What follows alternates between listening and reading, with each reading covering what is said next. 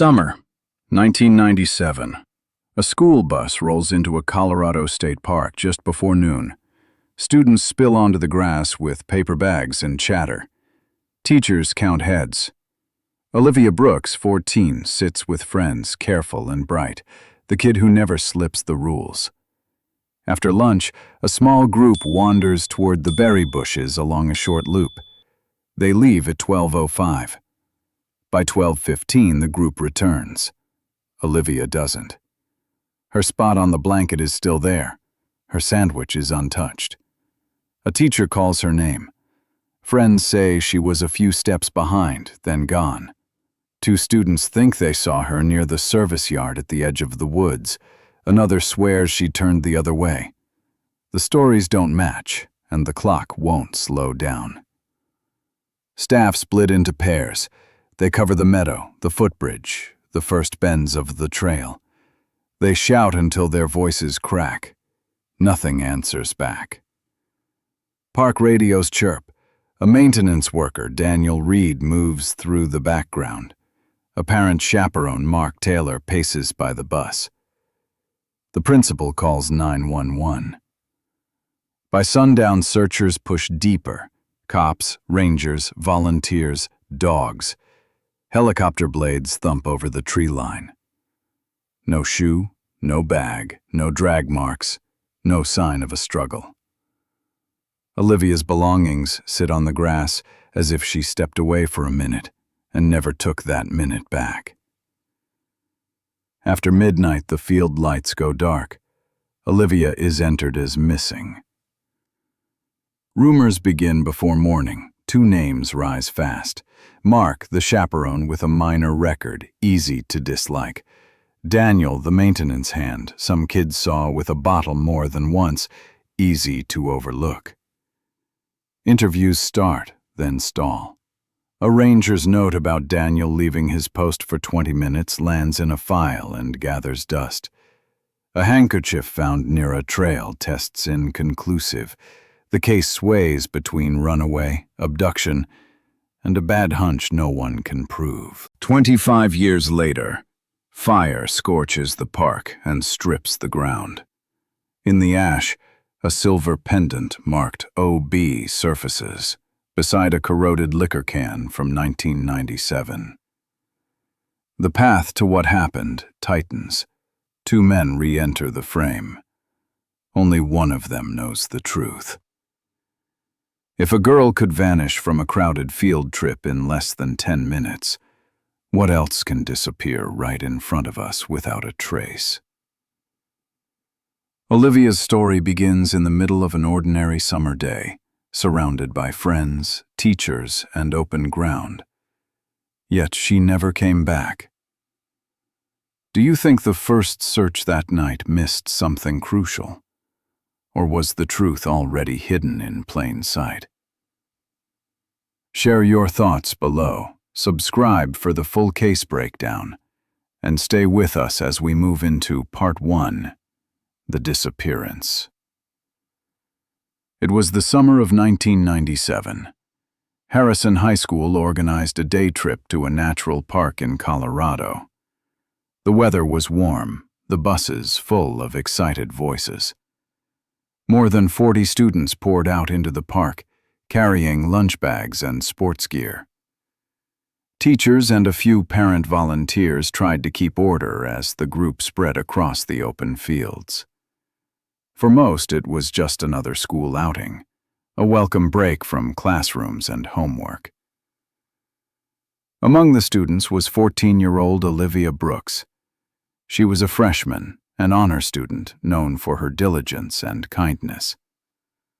Olivia lived with her parents, John and Linda Brooks, and her older brother in a quiet suburban neighborhood. Teachers often praised her for her discipline and friendly spirit. She was active in the student council, close to a small group of girlfriends, and she rarely caused trouble.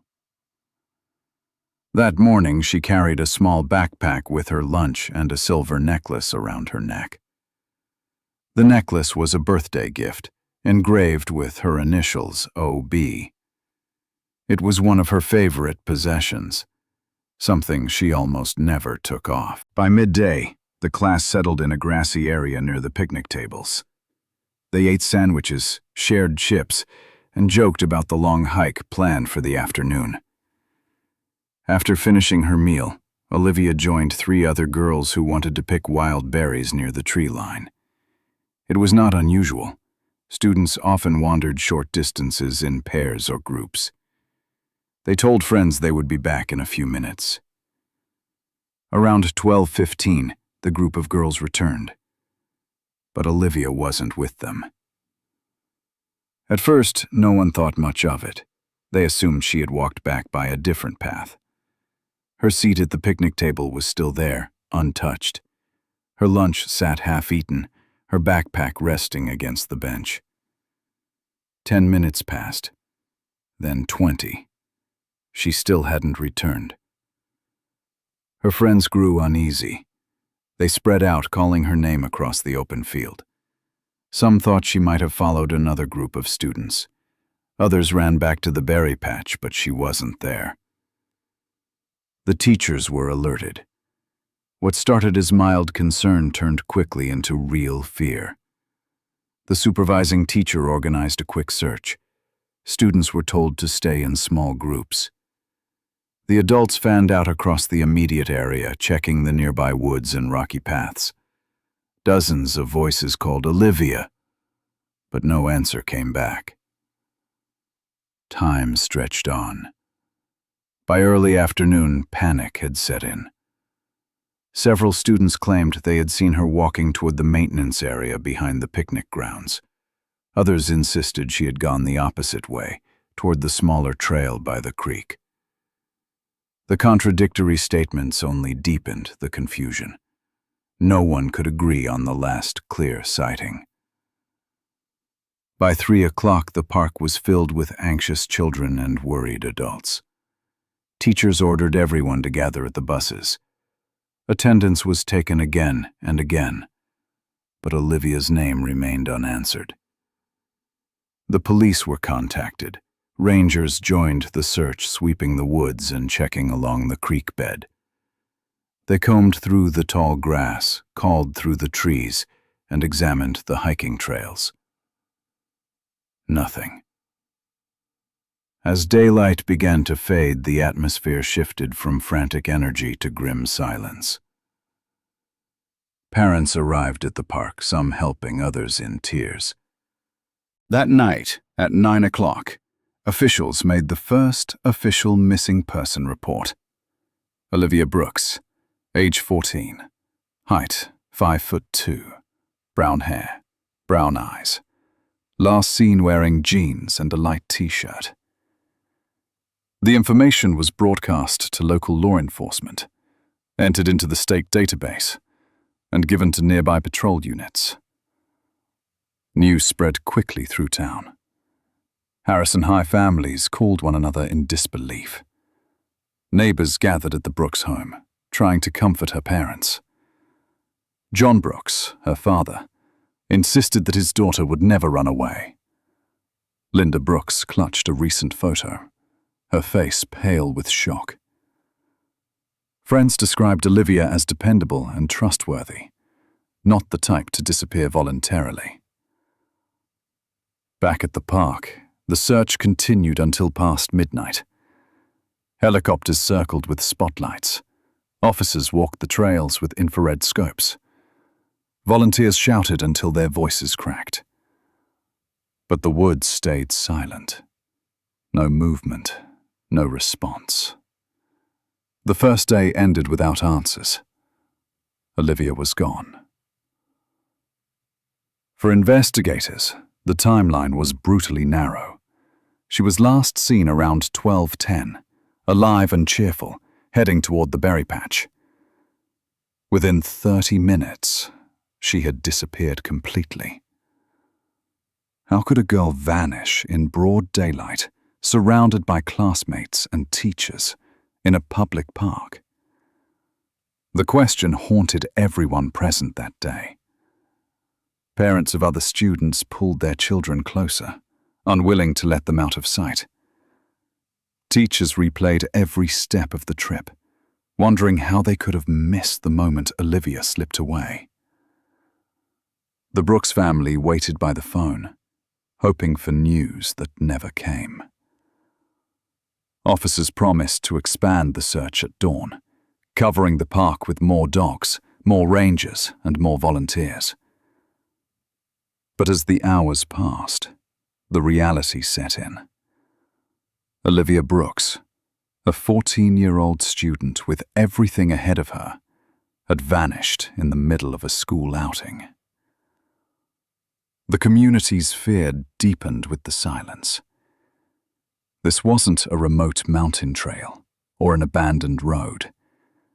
It was a supervised field trip with dozens of people present. If maps of the park were spread across the hood of a patrol car, officers drew grids with markers, dividing the area into search zones. One unit prepared to sweep the berry patch and the adjacent tree line. Another unit was sent to the creek bed and the narrow ravines carved by spring floods. A third team was assigned to the rocky outcrops behind the picnic field. The final team, led by a ranger and a canine handler, was directed toward the maintenance yard. Investigators locked down the timeline from the day before. Lunch began at 11:45. Olivia and 3 friends left for the berry patch just after noon. By 12:10, the 3 friends were back at the tables. Olivia was not. They thought she had taken another path back, but by 12:15 her seat remained empty, her sandwich untouched, her small backpack still at her feet. By 12:20 her name was being shouted through the trees. That 30-minute gap, between the moment she left with her friends and the moment her absence was undeniable, became the critical window. Officers documented the picnic site. Olivia's lunch bag still held the food her mother had packed. Her water bottle was half full. A faint set of shoe prints was marked near the bench but quickly overlapped by dozens of other students' feet. Rangers flagged both trails leading away from the berry patch. The canine handler clipped a leash to the German shepherd, gave it Olivia's scent from her backpack, and watched it pull toward the maintenance yard. The dog stopped abruptly near the service road, circled, and lost the trail. Helicopters buzzed overhead, their rotors scattering dust as they scanned the ridges. From above, nothing matched Olivia's description. No bright t-shirt, no discarded shoes, no movement, apart from searchers. Detectives turned next to Olivia's closest friends. Each was separated and interviewed alone. 2 of the girls insisted they had seen Olivia walking toward the chain-link fence that bordered the maintenance yard. Another swore she had seen Olivia heading toward the creek. Their statements clashed, and the contradictions slowed the investigation. Teachers were asked to recall the exact moment they realized Olivia was gone. One admitted he initially believed she was simply with another group. Another recalled growing alarm only after students returned from the first frantic search, pale and shaken. Attention shifted to the adults who had been nearby. Among them was Mark Taylor, a 35-year-old parent volunteer. He had a minor criminal record for disorderly conduct years earlier, a fact that quickly drew suspicion. Officers documented his movements. At 12:10, he was near the main picnic tables. At 12:15, he stepped away briefly, later saying he walked to a restroom located behind a grove of trees. For 3 minutes, he was unaccounted for. Another name appeared on the duty roster. Daniel Reed, 28, a seasonal maintenance worker. Reed was assigned to the yard directly behind the picnic field. Whispers among the students suggested they had seen him carrying a flask or metal bottle during work hours. Nothing formal had ever been reported, but rumors gained weight in the chaos of a missing child. A ranger produced a handwritten note he had filed the day before. It mentioned Reed leaving the maintenance shed for about 20 minutes around noon. At the time, the note had been set aside as trivial. With no supporting evidence, it was never flagged. Now, on the second day of the search, the note was mentioned but not pursued. Teams entered the maintenance yard. They opened the shed, checked the tool racks, looked over shovels and pallets stacked against the wall. No blood, no torn clothing, nothing visible. Trash bins were searched, but nothing tied to Olivia was found. Meanwhile, Mark Taylor was brought to the command post. He was questioned firmly. His criminal past made him an easy target. Parents whispered among themselves, pointing in his direction. Taylor grew agitated, repeating that he had nothing to do with Olivia's disappearance.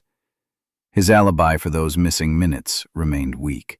The first physical clue came late that afternoon. A deputy discovered a crumpled handkerchief half buried in the dirt near a side trail. It was stained with soil and leaf matter, no initials stitched into the fabric. In 1997, the forensic tools available could not link it to Olivia. The item was bagged, but investigators did not treat it as decisive. The media descended quickly. Local papers ran headlines, "Teen girl missing during school trip." Reporters filled the picnic area, snapping photos of the buses, the students, the taped-off trail. Police appealed for tips but withheld details about the maintenance yard. Community pressure grew, each rumor amplifying fear. Was Olivia lost in the woods? Kidnapped by a stranger? Had she run away? In those first days, mistakes compounded. The maintenance yard was never sealed off as a restricted crime scene. Workers and officers came and went, contaminating what might have been critical evidence. The focus on Mark Taylor dominated discussions, leaving Daniel Reed's 20-minute absence largely ignored. At the command post, detectives compared notes. The contradictions in student statements made it hard to set a single narrative. The handkerchief was too weak to pursue.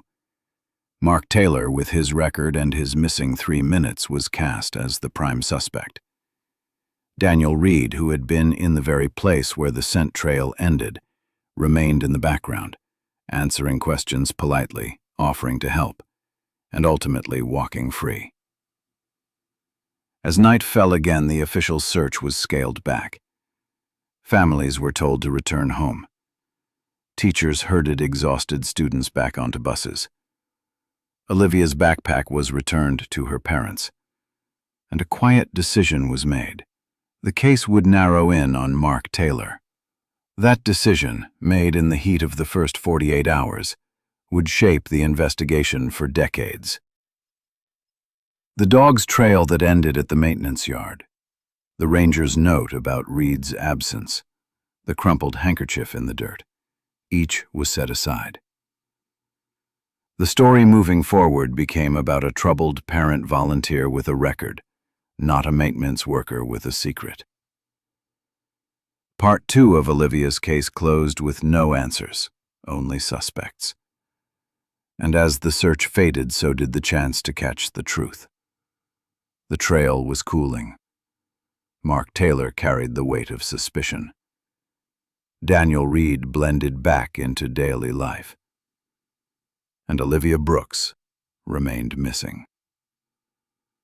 The hook into Part 3 was already in place.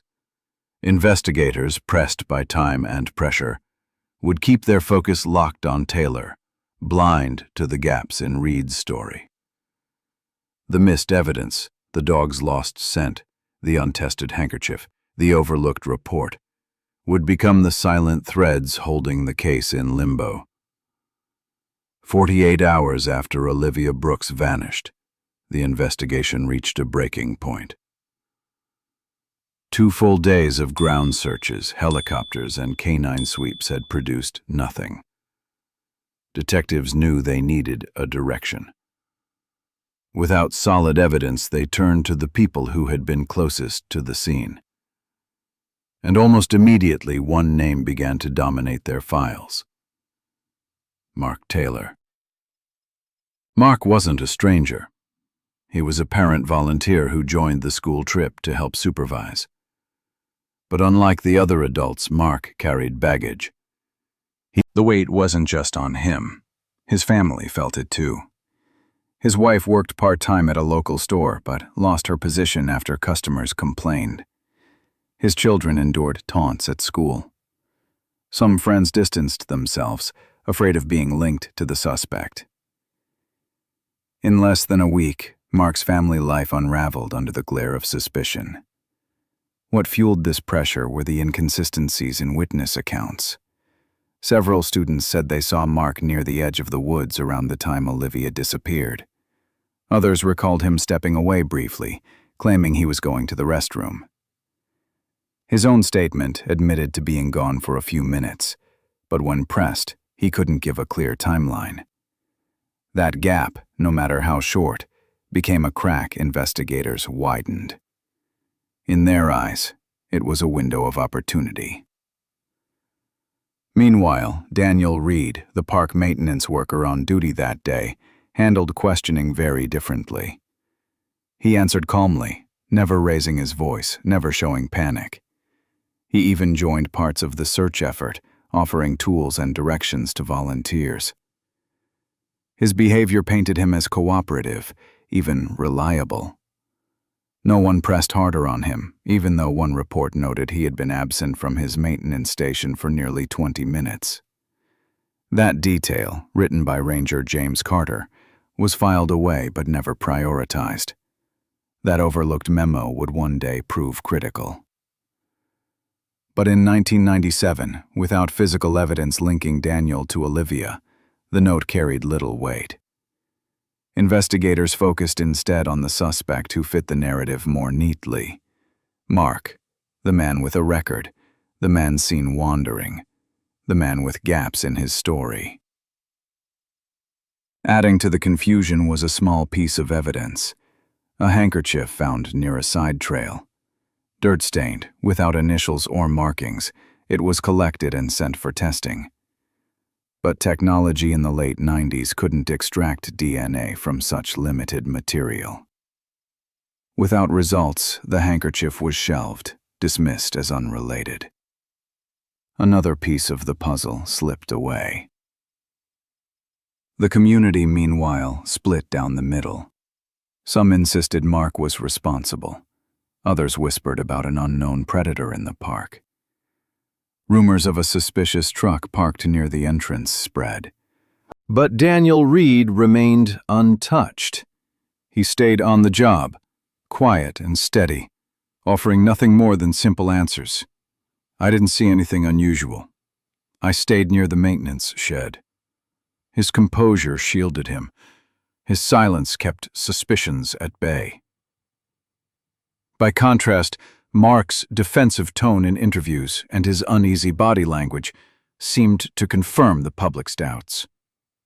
In cases built on perception, demeanor often outweighs facts. Weeks passed, then months. Still no arrests, no breakthroughs. The investigation ran dry. Leads that once seemed urgent lost steam. The search for Olivia became less about finding her and more about finding someone to blame. Mark Taylor filled that role. His name remained attached to the case in every conversation, even without charges. The toll on Mark deepened. His marriage crumbled under the strain. His children, marked by association, pulled away. His community treated him as guilty, regardless of evidence. Officially, the police had no case. Unofficially, Mark bore the label "the man who was there." For years, that shadow followed him everywhere. Daniel, on the other hand, moved quietly. After several years, he left Colorado altogether. Few noticed his departure. He carried no visible suspicion, no media spotlight. He vanished into ordinary life, while the stain of Olivia's disappearance clung to Mark. By the end of 1997, the case file thinned. Investigators stopped active searches. The handkerchief gathered dust in storage. Ranger Carter's memo faded into obscurity. Newspapers moved on to other stories. Only on anniversaries did the headlines return. 1 year since Olivia Brooks vanished. Each time, the same photo of Olivia, the same mention of Mark as the uncharged suspect. The Brooks family never gave up. They held vigils, printed flyers, offered rewards. But their calls for answers grew quieter as hope dimmed. The police had no evidence to pursue. The community, tired of uncertainty, settled into silence. Olivia's case slipped into the cold files.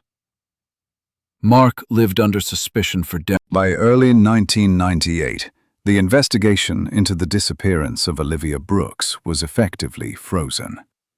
Detectives marked the file as limited leads. Priority shifted to other cases. The handful of physical items, the handkerchief pulled from a side trail, the rough search grid from the first weekend, and a ranger's memo about a missing 20 minutes from a maintenance worker's shift, were sealed and boxed away. No new warrant was issued for the maintenance yard. The reasoning was simple. No hard evidence, no probable cause. Each summer, volunteers returned to the Colorado Park to retrace the old routes. Rangers joined them, sweeping trails, creek beds, and open rock faces. Search dogs were brought back in, guided with scents from Olivia's belongings. But years of weather, new human traffic, and shifting ground made the dogs lose track quickly. Nothing tied to Olivia appeared. No clothing, no shoes, no personal item that could be confirmed. The community that once mobilized now fractured. Rumors resurfaced on a cycle. A truck seen near the park. A stranger wandering the highway. Whispered theories about abduction or runaways. The local paper ran anniversary features at the 1-year mark, at 5 years. Each story drew eyes back to the case, but momentum always slipped away. By the early 2000s, internet forums in the region picked up the case. Fingers kept pointing at Mark Taylor, the parent chaperone with a minor criminal history. For Mark, the years turned punishing. He applied for jobs only to be turned away after background checks. His children endured harassment at school. His wife eventually lost her part-time job when her employer said the attention was too much. Every time a tip came in, police returned to Mark. They asked the same questions. Where were you at 12:10? Who saw you? Why were you near the tree line? He gave the same answers, and still suspicion lingered. He was never charged, yet the label of unofficial suspect stayed with him. Meanwhile, Daniel Reed, the maintenance worker who had been noted in the ranger's memo, slipped quietly out of town. In the early 2000s, he resigned. In 2002 and again in 2007, the family hired private investigators. Each ran the same steps, checked vehicle registrations, tracked down former classmates, re-interviewed teachers and parents. One investigator recommended a deep search of the maintenance yard. County authorities rejected the request. The explanation was blunt. No evidence strong enough to justify a warrant. The family was left with bills and no progress. Administrative changes inside the sheriff's office only made things worse. Files were shifted between storage locations. Memos, including the ranger's note about Daniel's absence, were buried under years of paperwork. Chain of custody on evidence remained legally intact, but metadata about who logged what and when was inconsistent. No single detective owned the file for more than a year at a time. Each incoming investigator skimmed it, saw no new leads, and moved on. In 2010, a younger detective tried to rebuild the case digitally. He began mapping the exact hour between 11:45 and 12:45 on the day Olivia disappeared.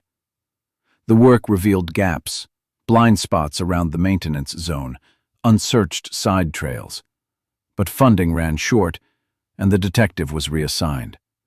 His half-finished digital map was shelved. The handkerchief from the side trail remained labeled non-probative, a term meaning not useful for court. Technology had advanced, but without DNA or fingerprints on the cloth, the lab did not push further. The years reshaped the community. Schools adopted new rules for field trips, roll call every hour, no small groups allowed into wooded areas. The park put up new alcohol ban signs, though enforcement was weak. Parents in town used Olivia's case as a warning, telling their children not to wander. Other families who lost children demanded faster police response, citing the golden hours missed in Olivia's case. Between 2013 and 2018, the State Cold Case Unit did a sweep of unsolved juvenile disappearances. Olivia's file was reviewed, but placed at a mid-level priority. Without fresh evidence, it did not advance. Detectives canvassed photographs taken by visiting families at the park in 1997. The storage was disorganized. In interviews with local TV, veteran officers admitted what many already believed. "We missed the window," one said. "The first 48 hours were the time to find her." The family demanded a formal review of every decision in those hours. County commissioners discussed an external audit, but tabled it for lack of funds. By the late 2000s, the file sat dormant. The Brooks family still lit candles. The high school still spoke her name once a year. But there was no active search. The only things alive were memories and an unresolved grief. And then, the stage for change began to form. Summers grew harsher. Drought spread. In 2021, a wildfire would sweep through the very ground once searched, churning soil and exposing hidden crevices. In one of them, a small silver necklace marked OB would glint against blackened rock. The discovery would pull the entire case back into daylight. Before we move forward, I want to hear from you. Do you think the investigation ever had a real chance back in the late 90s? Or was it doomed the moment those first hours slipped away? Leave your thoughts in the comments. I read every one of them. And if you're following this case with me, make sure to like this video and subscribe so you don't miss what comes next. Because in part 5, everything changes. A wildfire sweeps through the park, and in the ashes, a small silver necklace reopens a case everyone thought was gone forever. In the summer of 2021, Colorado was hit by one of its worst wildfire seasons in decades. Flames tore across the dry landscape, forcing entire towns to evacuate and leaving vast sections of forest blacken. The natural park where Olivia Brooks vanished back in 1997 was among the areas burned. When the fire was finally contained, crews of firefighters and rangers were sent to clear the land, checking for hazards and assessing the damage. During one of these sweeps, a small group of firefighters spotted something unusual in a narrow rock crevice. In the middle of ash and debris, a faint glint of silver caught their eyes. They reached in and pulled out a delicate chain. It was a necklace. The pendant bore. Investigators extended the search around the crevice where the necklace had been lodged. In the process, they uncovered a rusted aluminum can lying only a few feet away. It was badly weathered, its label faded and eaten away by years of exposure. But fragments of print were still legible. The production year was 1997, and the can had once contained liquor. The combination was startling. A teenage girl's necklace and an old liquor can, discarded side by side, in a place never searched thoroughly during the original investigation. The questions were immediate and unavoidable. Who had been there in 1997? Why had the necklace and the can ended up together? And most important of all, did this spot hold the truth of what happened to Olivia Brooks? The cold case unit, called in after the discovery, began comparing the find site with the original search maps from 1997. What they saw was alarming. The area where the necklace and can were found was located along a little used footpath. The trail branched off from the main picnic zone and wound toward the ridge before cutting into a cluster of rocks.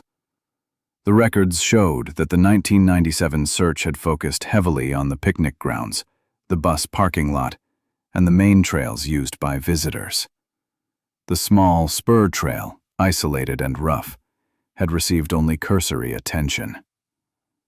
In effect, the place where the necklace was hidden had been overlooked from the very beginning. When this was revealed, anger erupted across the community.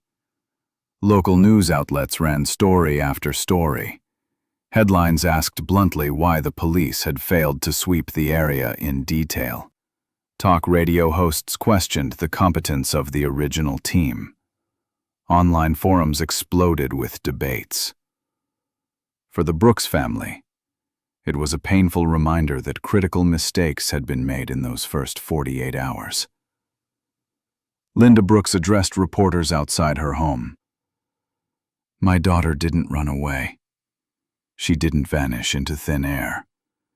This necklace proves she was taken somewhere. She was here. She mattered. And we need answers." Her words struck deep. The image of the small silver pendant was splashed across television screens, and newspapers stated. Detectives combed through the original case files stored in the county archives. They pulled out dusty boxes containing interview transcripts, search maps, and field notes. Among the papers, they rediscovered a short memo written in 1997 by Park Ranger James Carter. In his notes, Carter had mentioned that Daniel Reed, the maintenance worker on duty the day Olivia disappeared, had been unaccounted for at his post for roughly 20 minutes. At the time, the report had been dismissed. Investigators believed there wasn't enough corroborating evidence to act on it. And with the community so focused on Mark Taylor, the parent volunteer with a minor criminal record, Daniel's absence had been buried in the noise. Now, with a 1997 liquor can recovered alongside Olivia's necklace, Carter's memo suddenly took on new weight. Daniel Reed had been linked informally to drinking on the job. Students had whispered about seeing him with a flask or bottle, though no one reported it officially. If Daniel had been drinking during his shift and Olivia had seen him, the can might not have been just litter. It might have been a key piece of the truth. The cold case unit began piecing the timeline together again. Olivia vanished between 12:05 and 12:15 p.m. Witnesses last saw her heading toward the edge of the picnic grounds. Around that same time, Daniel Reed left his maintenance station. 20 minutes unaccounted for. A liquor can from that same year now found in the rocks where Olivia's necklace was discovered. The weight of suspicion shifted dramatically. For more than 2 decades, Mark Taylor had lived under a cloud of blame, enduring rumors, job loss, and social isolation. But now the evidence pointed elsewhere. Community members who once condemned him began to reconsider. Some offered quiet apologies. Others expressed outrage that an innocent man had been scrutinized for so long while the true lead had been ignored. Mark himself kept silent. After years of being branded a suspect, he seemed unwilling to step into the public eye again. But for those who had followed the case, it was clear. The focus was finally changing. For the Brooks family, the discovery of... For the first time since 1997, Olivia Brooks's disappearance was no longer just a mystery frozen in time. It was an investigation, with direction. And with that came hope that justice might finally be possible. And yet, even as the evidence was catalogued and the questions mounted, one chilling mystery remained. Why had the necklace and the liquor can ended up together in the rocks, miles from the picnic site? Who carried them there? And why?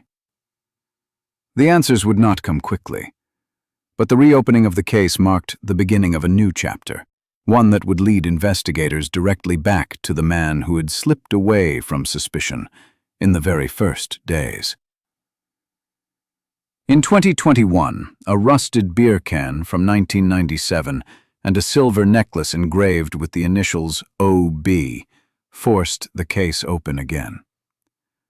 For 25 years, the disappearance of Olivia Brooks had sat in silence. But with these two pieces, the cold case unit moved fast. A command center was set up. Investigators pinned maps of the park, redrew timelines minute by minute from 11:45 a.m. to 1 p.m., and pulled every scrap of the original file. The first task was the chain of custody review. Evidence from the 1997 search was still stored: a handkerchief, a ranger's memo, rough sketches of search grids. Each item was resealed under today's standards. Even the handwriting on the old ranger's memo was examined against margins and notes to confirm it hadn't been altered. A report on procedural error was drafted, an internal admission that parts of the original process had failed. That gave grounds to request new search warrants. Investigators then reconstructed the terrain. They overlaid historical satellite photos, elevation maps, and ranger trail logs. A hidden path, steep, narrow, and rarely used, linked the picnic area to a rocky ravine. In 1997, that path was barely mapped. Now it became the centerpiece. Analysts measured how long it would have taken a 14-year-old to reach that ravine. At a steady walk, it was 8 to 10 minutes. That put Olivia in the same window where she was last seen near the maintenance zone. In 2021, detectives called him again. This time the interview was conducted under the piece method, step by step, without suggestion. Taylor repeated the claim. He remembered a dark bottle, Reed leaning against the shed, and Reed hiding it when approached. His words were clear. "I know what I saw." He was drinking that day. Re-interviewing the other teenagers added more detail. They recalled Olivia's clothing, her last sentences, the exact watch times when they regrouped.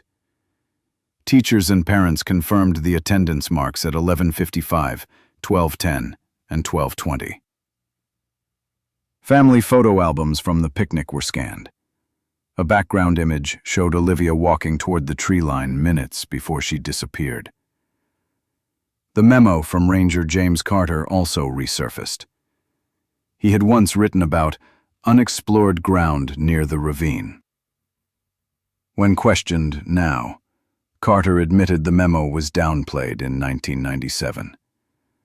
"I filed it. It never came back to me. I assumed it was nothing."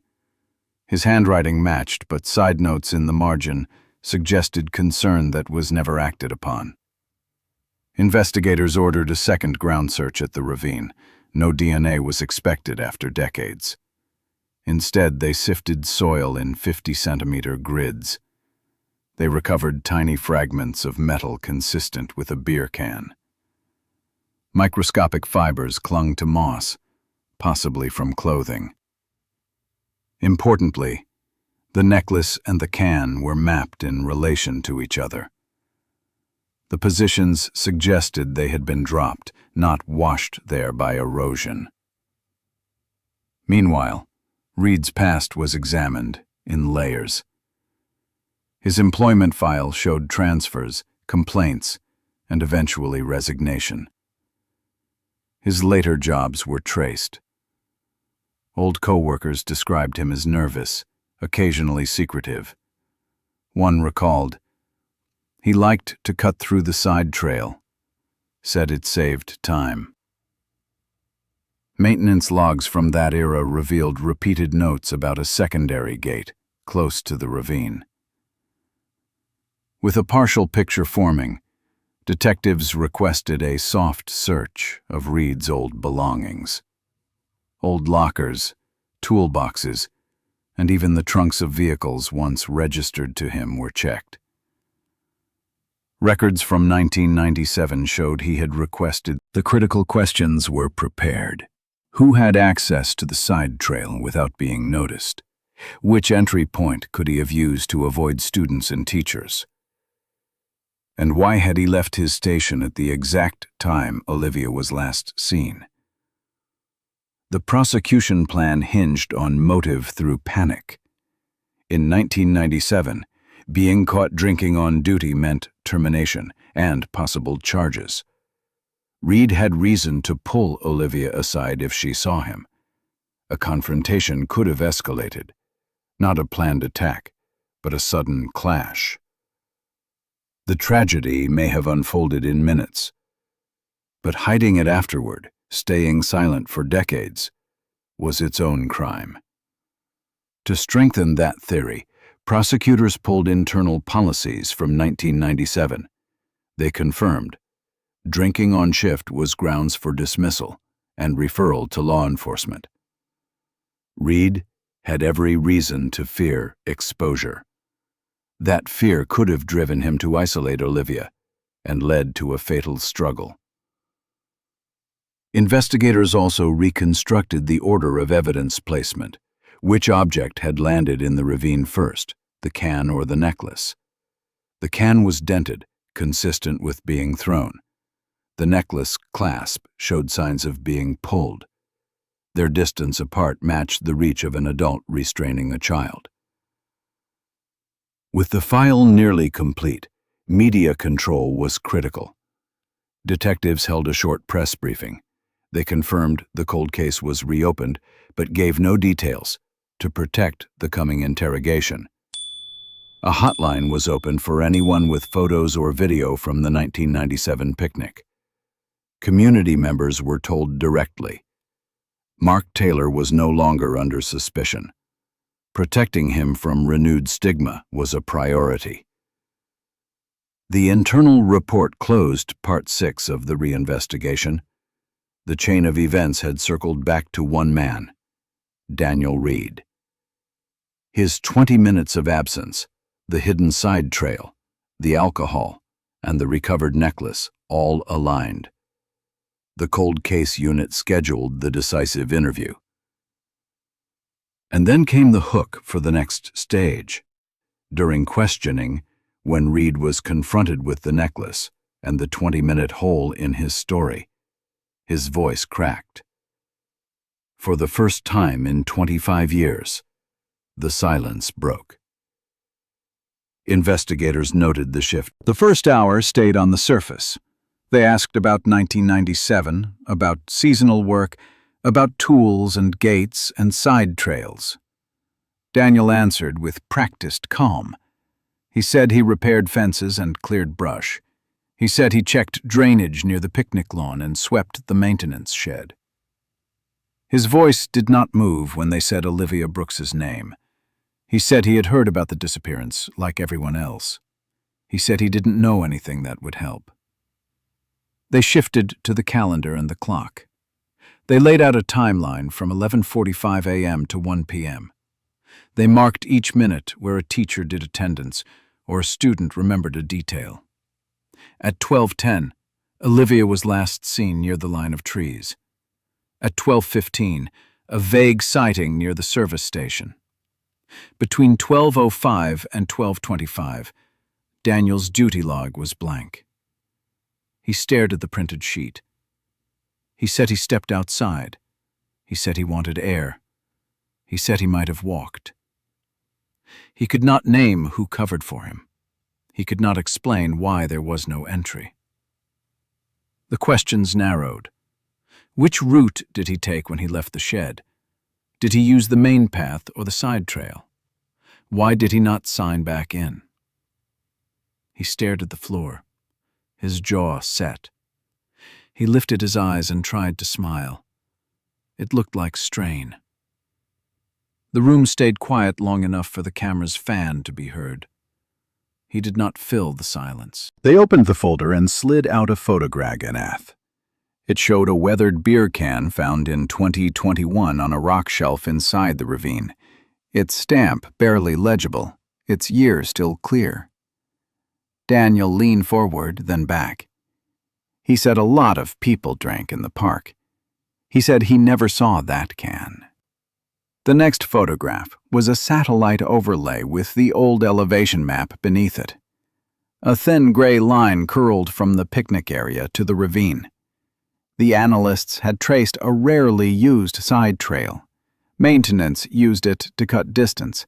Students almost never walked it. He watched their fingers as they marked the turns. He did not speak. Then they placed the necklace on the table, sealed under fresh plastic, the silver dulled by time yet still engraved. O.B. His breathing changed. He swallowed. He asked if he could have water.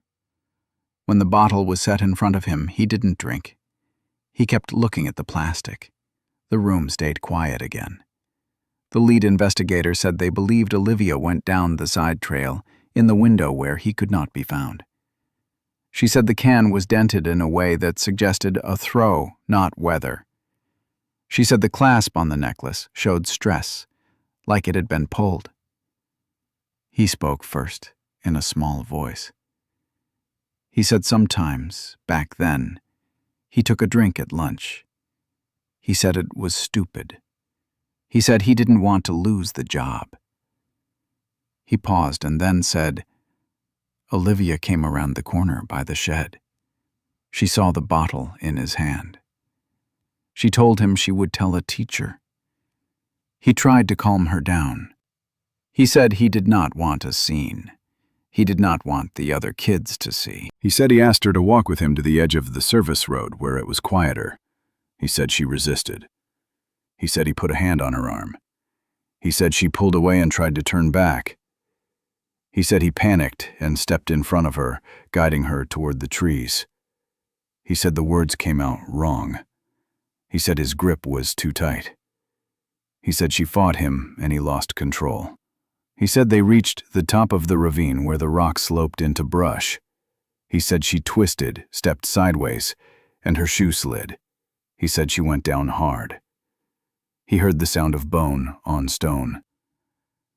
He said everything went still. He said he called her name, but she didn't answer. He said he put a hand near her mouth and felt nothing. He said the world narrowed to his breathing and the wind, and then to the fear that someone would find him there with her. He said he should have called for help. He didn't. He said he was sure they would smell alcohol. He said he pictured cuffs. He said he pictured being fired and charged and dragged in front of the town. He made a choice he called the worst of his life. He dragged her down into the shadowed cut where the rock opened like a pocket. He covered her with leaves and thin branches and a torn flap of moss. He said the necklace came off in his hand when he tried to lift her. He said he shoved it under the brush. He said he threw the bottle away from the spot so it wouldn't point to him. He thought distance would help.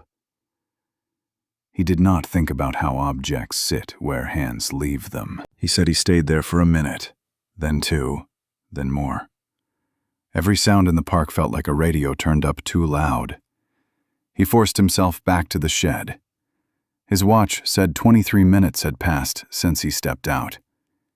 He wrote nothing. He wiped his hands. He stood in the doorway and tried to look normal. Students moved across the field. A teacher counted heads under a tree. The day went on as if nothing had broken. They asked why he had not told the truth when Mark Taylor was pulled into rooms and questioned for hours. He said the town already believed Mark was trouble. He said people were looking at someone else. He said that made it easier to stay quiet. The lead investigator did not respond. She slid forward a printout of the ranger's note from 1997, the one that mentioned a missing 20 minutes at the shed. She said the note had been buried in the file. She said it was back in the light. He tried to defend himself once. He said Mark was near the shed that day, too. He said everyone thought Mark did it. The investigator pointed at the table. The plastic around the necklace crinkled. The map was still open to the side trail only staff used. The can photograph sat next to the dent analysis. He stared at the line of items that matched his story in the exact places he hoped nothing would match. The defense fell away. He rubbed his face with both hands. His shoulders dropped. He spoke again, louder now, but without force. "I didn't mean for her to die," he said. "I was scared. I should have called. I should have called." The recorder hummed. The camera watched the angle of his head as it dipped and stayed down. He asked if Olivia's parents were still alive. He did not wait for the answer. They read him his rights again. He acknowledged each line. He agreed to continue speaking. He went back over the path from the shed to the ravine. He marked the point where she fell. He marked where he hit her. He described the bottle, dark glass, a cheap brand with a torn label. He described the way the necklace felt when it came loose, the tiny scrape across his palm from the clasp. His details matched the physical record built from the 2021 discovery and the new grid search. The confession stood on its own feet. They took his statement, printed it, and placed it in front of him. He read slowly. He signed each page without asking for changes. When the pen left the paper, a uniformed officer stepped in. The cuffs clicked shut. He did not resist. As they led him out, he asked if someone could tell the Brooks family that he was sorry. The investigator did not answer. She did not speak for the family. News traveled fast. A headline ran before evening. After 25 years, maintenance worker confesses in Olivia Brooks case. Calls poured into the school. Mark Taylor's name cleared in a single paragraph that could not return the decades he spent under suspicion. He gave a short statement to a local reporter. "I carried this for half my life," he said. "Let the truth carry it now." The town learned that the cause was not a stranger in the trees, not a planned abduction, but fear mixed with a bad choice, and the refusal to do the right thing when it mattered.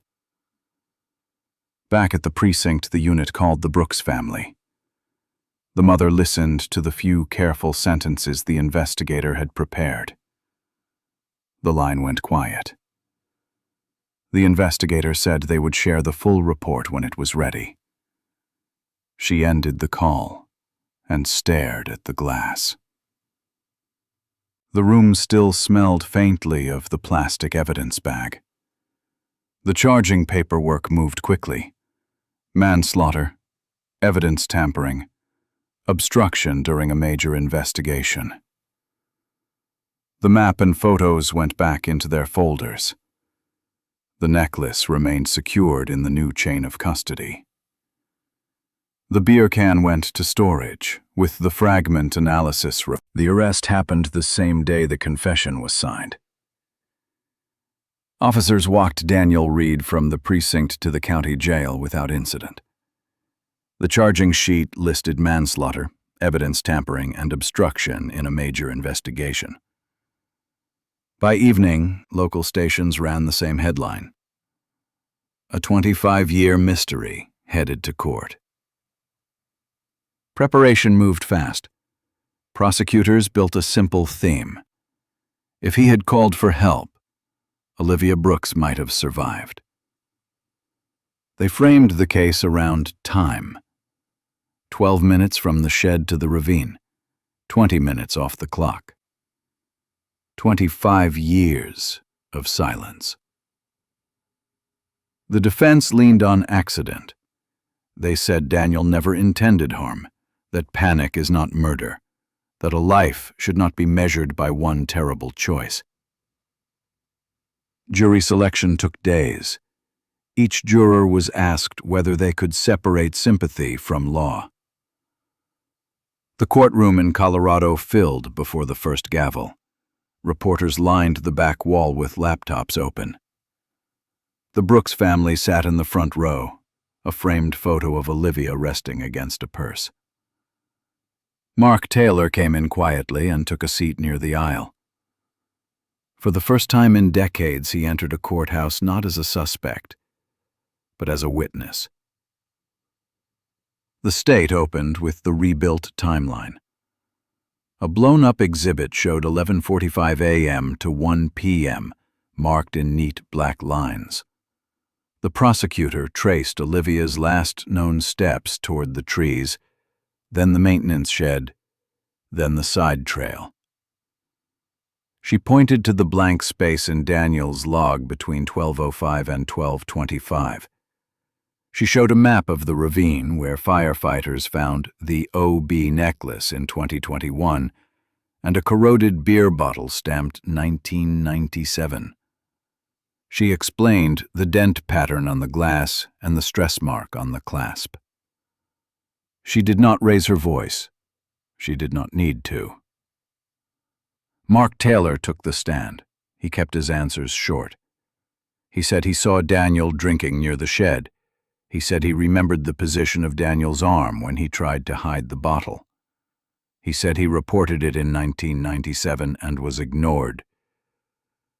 People decided I was the problem, he said. The confession entered the record. Portions were read aloud. Daniel had told detectives he drank at lunch, that Olivia saw him, that he guided her to the tree line to talk, that she fell, that he hid her, that he threw the bottle, that he went back to work and stayed quiet when the town turned on someone else. He looked down while the words were read. When the prosecutor asked if the statement was true, he said yes. I didn't mean for her to die, he said. I was scared. I should have called. The defense tried to widen the narrative. They spoke about youth and poor training, about a chaotic search in 1997, about the pressure of being watched by an entire town. They said remorse mattered. They said time mattered. The prosecutor went back to the same line. A call could have saved a life. She paused and let the sentence sit with the jury. Deliberations lasted most of an afternoon. When the jurors filed in, the room held its breath. The foreperson stood. Guilty of manslaughter. Guilty of evidence tampering. The judge set sentencing for a later date and ordered Daniel remanded. A quiet sound rose at the front of the room. Olivia's mother pressed a hand to her chest. Her face folded as if a string had been cut. Mark Taylor closed his eyes and let out one long breath. After the verdict, the district attorney asked the court to recognize Mark's full innocence. The judge agreed and said so on the record. Outside, Mark faced a small cluster of microphones. The label followed me for 25 years, he said. Today it let go. He didn't stay long. He left without taking questions. The Brooks family released a short statement. Justice came late, it read, But it came. They announced a public memorial to close the search that had defined their lives. Neighbors and former classmates brought flowers and candles. People spoke in simple sentences, no speeches, just gratitude and grief, side by side, in the same air. Policy followed judgment. The park authority issued new rules: random alcohol screening for staff on duty, stricter key control for secondary gates, mandatory log. Media carried the story beyond Colorado. Podcasts and documentaries highlighted a clear lesson. Evidence can hide in plain sight when people look away at the wrong time. The emphasis was not on a twist, but on process. How careful mapping, steady interviewing, and the decision to revisit a buried memo solved what rumor never could. A cold case solved by persistence, one host said, not a miracle machine. In the months that followed, the court sentenced Daniel Reed to a term of years in state prison. The judge spoke about choice. Not the accident, but what happened after. He called the concealment and silence the heart of the crime. Daniel listened without expression. When the bailiff moved him toward the door, he turned once toward the Brooks family and stopped himself from speaking. It was not his turn to take the room again. The final chapter closed without fanfare. The file was stamped and shelved. The side trail was gated and signed. The ravine was added to training slides for new rangers. At the school, a wall case held a photo of Olivia and a short card about the scholarship. Students passed it on their way to class, read it, and kept moving. The case ended the way the truth often does, through minutes, maps, and human testimony weighed under oath. It left a warning and a standard. When a life hangs in the balance, fear is not a plan. When evidence speaks, listen the first time. The Brooks family finally had an answer. The town finally had a lesson. And a girl whose name had been a question for 25 years became the reason a community changed how it watches over its own.